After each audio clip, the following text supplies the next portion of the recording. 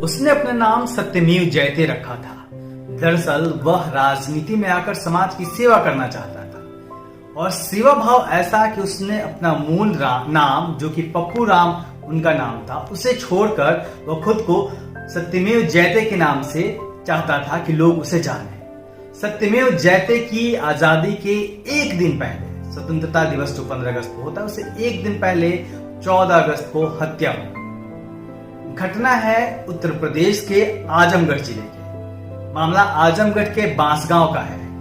जिस बांसगांव का मामला है वहां दलितों की आबादी, वहां रह रहे सवर्णों की आबादी से तकरीबन 5 गुना ज्यादा है।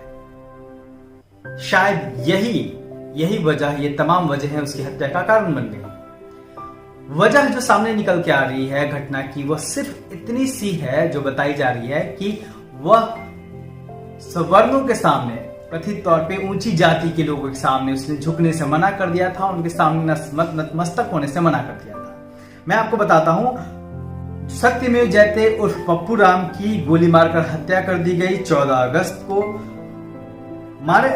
इसमें जो चीजें निकल के आ रही है कि मृत जो प्रधान है उसकी पत्नी जो है उन्होंने स्टेटमेंट दिया है बीबीसी को, उसे मैं कोट कर रहा हूं। उनका कहना है कि मुन्नी देवी नाम है उनका, कि 4 लोग हमारे घर आए और मेरे पति को बुलाकर ट्यूबवेल के पास ले गए, वहीं उन लोगों ने उन्हें गोली मार दी। आकर बोले कि सत्यमेव मर गया है, जाकर लाश उठा लो। और फिर इसके बाद वो लोग फरार हो गए। और जब तक दलित समाज के लोग वहां पर पहुंचे, वहां सत्यमेव जयते और पप्पू राम की लाश मिली। गांव के ही एक और व्यक्ति हैं जिन्होंने बीबीसी को अपना स्टेटमेंट दिया है, मैं उसे भी कोट कर रहा हूं कि दिनेश कुमार नाम है उनका कहना है कि गांव की आबादी में सवर्णों के घर मुश्किल से 30 होंगे, जबकि दलितों के करीब 300 परिवार यहाँ पे रहते हैं, यानी तकरीबन 10 गुना जो दलितों की फैमिली थी, आबादी थी उस गांव में वो थी। इसके बावजूद कुछ लोग सत्यमेव जयते को प्रधान बनते नहीं देखना चाहते थे। सत्यमेव जयते का प्रधान बनना उनको पसंद नहीं था। उन्होंने पहले कोशिश की कि वो सत्यमेव जयते को झुका लें, अपने हिसाब से काम करने के लिए दबाव डालें, लेकिन जब वह नहीं झुके तो उनकी गोली मारकर हत्या कर दी गई। जिन लोगों का नाम आ रहा है, जिन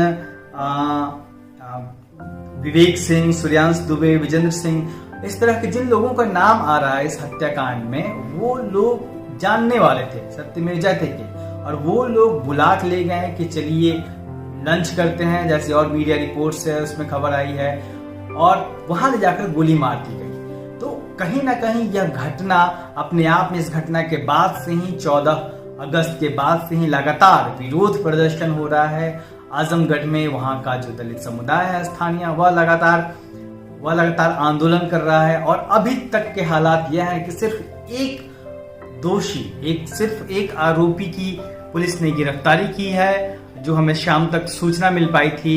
वहां के स्थानीय एसएसपी का पुलिस के अधिकारियों का तबादला हो गया है। मुख्यमंत्री योगी आदित्यनाथ जी ने कुछ रियायतों की घोषणा भी की है, कुछ कंपनसेशन देने की घोषणा की है। लेकिन सवाल यह है कि एक व्यक्ति जो देश के प्रति इतना समर्पित था, आमतौर पर यह कहा जाता है जब दलित समाज के लोग बातें करते हैं अपने समाज की, तो आमतौर पर ये कहा जाता है कि वो जातिवादी है, वो जाति के आधार पे काम कर रहा है। लेकिन आप देखिए, पप्पू राम ने अपना नाम बदल कर, अपना मूल नाम छोड़कर सत्यमेव जयते नाम रखा था।